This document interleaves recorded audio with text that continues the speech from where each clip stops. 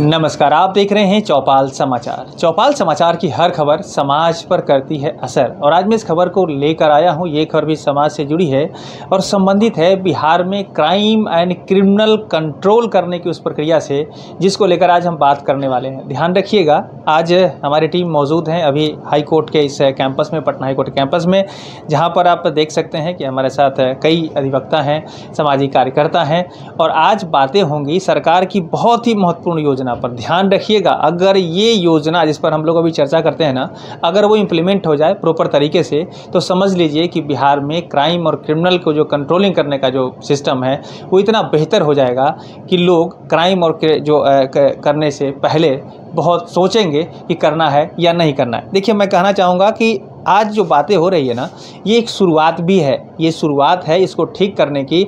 और न्यायालय की प्रक्रिया में जुड़े हुए जो अधिवक्ता हैं, जो सामाजिक कार्यकर्ता हैं, जो इस चीज़ों को ठीक करना चाहते हैं, उन सब से इस पूरी बात पर चर्चा होगी। ध्यान रखिएगा, इस वीडियो को पूरा देखिएगा, समझिएगा, इसे फॉरवर्ड भी करिएगा। सबसे पहले सर बहुत बहुत स्वागत है आपका। एक बार परिचय समाज दर्शकों को अपना। मधु प्रसून, अधिवक्ता, पटना उच्च न्यायालय। सर मैं ये अपने दर्शकों के लिए जानना चाहता हूँ कि CCTNS जो योजना है, जो केंद्र सरकार की योजना थी, उसको लेकर सर क्या कहना चाहेंगे आप? देखिए, 2009 में केंद्र सरकार की एक बहुत महत्वाकांक्षी योजना आई, crime and criminal tracking network and system. इसको 2022 के मार्च तक कंप्लीट हो जाना था, कंक्लूड हो जाना था। इसका कुछ ऑब्जेक्टिव्स था, जैसे जो भी आपका पुलिस प्रोसेसेस है, जैसे FIR, इन्वेस्टिगेशन, चालान एक्सेट्रा, वो सब का कंप्यूटराइजेशन हो जाना था। कोर्ट और जस्टिस सिस्टम से भी कनेक्टिविटी कंप्यूटर के द्वारा इनकी होनी थी। ये एक रिपोर्ट आई, उसमें है कि और राज्यों में तो काफ़ी प्रोग्रेस हुआ, लेकिन बिहार और राजस्थान में बहुत कम प्रोग्रेस हुआ। अगर मान लीजिए आप ये जो इन्वेस्टिगेशन प्रोसेस है उसी को कंप्यूटराइज कर देते हैं, जैसे डायरी में बहुत मैनिपुलेशन। डायरी क्या है? इन्वेस्टिगेशन है, 161 का स्टेटमेंट्स है। तो अगर उसी को आप कंप्यूटराइज कर देते हैं, पर डे अगर उसकी एंट्री होती है या जब कुछ अनुसंधान होता है उसकी एंट्री होती है, तो मैनिपुलेशन की संभावना बहुत ही कम रह जाती है। बहुत अच्छा प्रोजेक्ट है, बहुत खर्च किया गया है इस पर, लेकिन दुर्भाग्य से हम लोगों के राज्य में यह जो स्कीम है ये अभी तक अपने फुल फोर्स में नहीं आ पाई। बहुत कम काम हुआ है इसमें। जी, तो देखिए, मैं दर्शकों को बता दूं, जैसे सर ने कहा है कि CCTNS की जो योजना थी केंद्र सरकार की, ये योजना सीधे न्यायालय की वो प्रक्रिया से संबंधित है, जिसमें कि केस डायरी है, जिसमें FIR है, ऑनलाइन FIR की बातें हैं। और मैं आपके डिस्क्रिप्शन में वो उसका लिंक भी डाल देता हूँ ना, अगर आप CCTNS के बारे में और कुछ बेहतर जानना चाहते हैं तो वेबसाइट का लिंक भी मैं डाल दे रहा हूँ, वहाँ से आपको पूरी जानकारी मिलेगी, आप इसे समझिएगा। तो देखिए, मैं कहना चाहूँगा, ये तो योजना की बात हो गई, लेकिन अब समझिए कि ये योजना लागू नहीं हुई है, तो अब कैसे लागू होगी उस पर काम करने की बातें भी चल रही है। सर मैं ये जानना चाह रहा हूँ कि अभी जो योजना लागू नहीं है या जिस स्तर पर आप देख रहे हैं कि बेहतरी होनी चाहिए नहीं है, तो अब आगे क्या प्रक्रिया होने वाली है सर? राजीव सिंह जी हैं, सामाजिक कार्यकर्ता हैं, चर्चित हैं। मुजफ्फरपुर में इन्होंने इस पर बहुत काम किया है। नतीजा ये हुआ कि वहाँ पे कुछ काम इसमें आगे बढ़ा। अब वो संबंधित सभी अधिकारियों को हमेशा अपना ज्ञापन देते रहे हैं, वहाँ उपस्थित होते रहे हैं, लेकिन कुछ काम नहीं हुआ। तो अब वो जनहित याचिका के माध्यम से इस मामले को, इस स्कीम के इम्प्लीमेंटेशन के लिए पटना उच्च न्यायालय आना चाहते हैं। उसी पे हम लोग काम कर रहे हैं। जी, तो सर क्या लगता है कि ये अब आने वाले समय में बहुत जल्दी न्यायालय की जो याचिका जब दायर होगी तो उसके बाद ये सब इम्प्लीमेंट हो जाएगा? बिल्कुल होगा, न्यायालय को भी इससे लाभ है ना। ये तो जैसे अभी जुडिशियल सिस्टम डायरी कॉल होता है तो आने में काफ़ी समय लग जाता है, तो ऐसा नहीं होगा, वो तो उपलब्ध होगा आपके इस नेटवर्क के माध्यम से, इस कंप्यूटराइजेशन के माध्यम से, तो काफ़ी लाभ होगा इससे। जी, तो देखिए, मैं आपको बता देना चाहता हूं कि सर ने जो बातें कही है कि जल्दी ही ये सब चीज़ें होने वाली है और इसको लेकर प्रयास जारी है, तो मैं आपको ये भी कहना चाहता हूं कि देखिए, इस प्रयास में आगे क्या हुआ है वो उनसे भी बातें होगी और रजी हसन जी भी हमारे साथ मौजूद हैं, आपको उनसे भी रूबरू कराएंगे। सबसे पहले मैम आपसे जानना चाहूँगा कि ये जो रजी हसन जी करने वाले हैं, चूँकि आप इसको ये कर रहे हैं सर के मार्गदर्शन में, तो आपने इस योजना के बारे में अभी तक क्या आगे प्रक्रिया की है? जी, ये स्कीम सेंट्रल गवर्नमेंट की थी। इसे 2022 तक, मार्च 2022 तक पूरा हो जाना चाहिए था, लेकिन नहीं हो पाया है। हम लोग इसको न्यायालय के द्वारा पूरा करवाने की कोशिश करेंगे, वही PIL के जरिए इसको करवाएंगे। तो न्यायालय के आदेश से ये मतलब पूरे बिहार में, इस तरह बिहार अभी सबसे पिछड़ा हुआ है, मतलब इस योजना से नहीं जुड़ पाया है। तो हम लोग ये कोशिश करेंगे कि न्यायालय के माध्यम से इसको इम्प्लीकेट पूरे बिहार में करवाएं।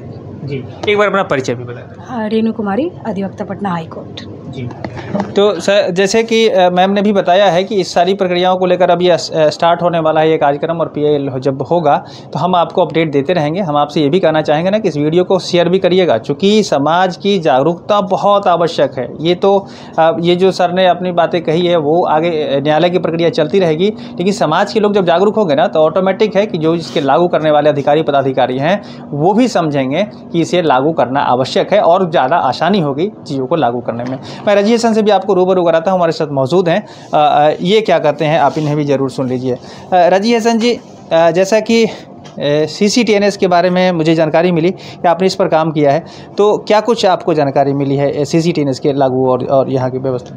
जैसे मैंने देखा था वेबसाइट पर कि CCTNS योजना के तहत हर एक थाना को न्यायालय और उच्च अधिकारी को जोड़ना है, लेकिन ये काम नहीं हो रहा था। तो मैंने माई पोर्टल पर शिकायत किया था, जो केंद्र का है, वहाँ से लोक शिकायत में भेजा गया। तो जिला लोक शिकायत में सुनवाई हुआ और प्रथम अपील पदाधिकारी की भी सुनवाई हुआ, लेकिन द्वितीय अपील में भी सुनवाई हुआ, लेकिन कोई उस पर काम नहीं किया गया।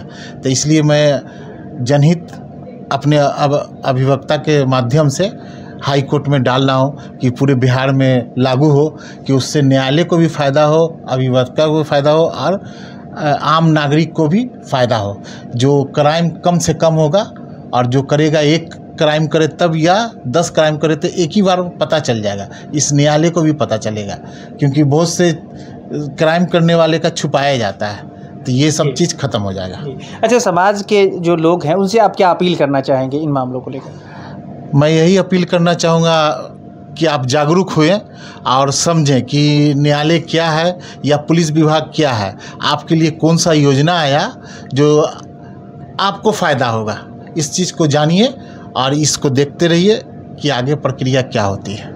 जी, तो दर्शकों को मैं कहना चाहूँगा कि देखिए ये अभी शुरुआत हुई है और अभी जो योजना है ना वो सब लोग इस योजना पर नज़र बनाकर रखे हैं। सर ने भी जैसा कहा, मैम ने भी कहा और राजेश जी ने भी कहा है कि आपके जो हमारे दर्शक है ना, आपको भी मैं ये बताना चाहूँगा कि आप लोग भी जागरूक बनिए और जानकारी लीजिए पहले कि ये क्या योजना है, इससे क्या समाज को लाभ होने वाला है। और आने वाले समय में जल्दी ही जो कानूनी प्रक्रिया है वो भी शुरू की जाएगी और CCTNS की जो योजना है बिहार में बेहतर तरीके से लागू होगी, हम आशा रखते हैं। आखिरी में सर, आप ऐसे अधिकारी पदाधिकारी जो इस योजना या सब जो कहे जो हमारे नेता हैं या जो हमारे जो अभी इससे जुड़े हुए लोग हैं, क्या कहना चाहेंगे उन्हें इस योजना को लागू करने को लेकर अपने स्तर पर, चूँकि न्यायालय की बात? इस योजना के अंतर्गत काफ़ी फंड दिया गया है और जहाँ तक राजीव हसन जी उनसे सूचना मिल रही है कि बहुत कम खर्च किया गया है। तो फंड तो उपलब्ध है, खर्च किया जाए, क्योंकि योजना तो आम लोगों के लिए ही है, तो उससे काफ़ी लाभ होगा। तो उसको अतिशीघ्रता से, क्योंकि 2009 की योजना है और 2023 में हम लोग 14 साल कम नहीं होता है, इसको शीघ्रता से लागू किया जाए। तो इस योजना को शीघ्रता से लागू किया जाए। मैं बता दूं, आप अभी सुन रहे थे हमारे जो साथ में अधिवक्ता हैं जो मधु प्रसून जी, मैं इनका कार्ड भी आपके स्क्रीन पर देता हूं। अगर कोई आपको इन योजनाओं को लेकर कोई जानकारी आपको चाहिए भी या कोई जानकारी देनी भी हो, चूँकि PIL होने वाला है, तो जानते हैं कि इसमें जो समाज का जो ये है कि आप भी इससे जुड़े हुए हैं कहीं ना कहीं से, क्या सर? PIL में तो हर जनता का है, तो मेरी अपील रहेगी जनता से, तमाम हमारे दर्शकों से, कि आप भी अगर कुछ कहना चाहते हैं या इस बारे में कुछ जानना चाहते हैं तो सर का नंबर है, आप ज़रूर सर से संपर्क करिए और इस योजना को बेहतर तरीके से बिहार में लागू करवाइए। हम आशा रखते हैं कि आने वाले समय में बेहतर तरीके से लागू भी होगा। तो ये आज की बातें थी। आपका बहुत बहुत धन्यवाद सर। धन्यवाद जी, आपका भी धन्यवाद। नमस्कार। धन्यवाद राजीव हसन जी, आपका भी बहुत बहुत धन्यवाद इस तरह के कार्यक्रम को। जी नमस्कार। दर्शकों का भी बहुत बहुत धन्यवाद कि आप हमसे जुड़े हैं और समाज हित के जो बातें होती हैं आप उसको बेहतर तरीके से आगे तक बढ़ाते हैं। तो हम आशा रखेंगे इस वीडियो को भी आप शेयर करेंगे। साथ ही साथ इस योजना, चूँकि ये बहुत महत्वपूर्ण योजना है, आप कहीं से भी अगर आप इसमें सहयोग कर इसको बेहतर कर सकते हैं ना, चाहे अधिकारी हैं, पदाधिकारी हैं, जनप्रतिनिधि हैं, सामाजिक कार्यकर्ता हैं, तो ज़रूर आगे बढ़ें, हमारी आपसे अपील रहेगी। तो मैं अभिषेक आनंद, चौपाल समाचार के लिए धन्यवाद।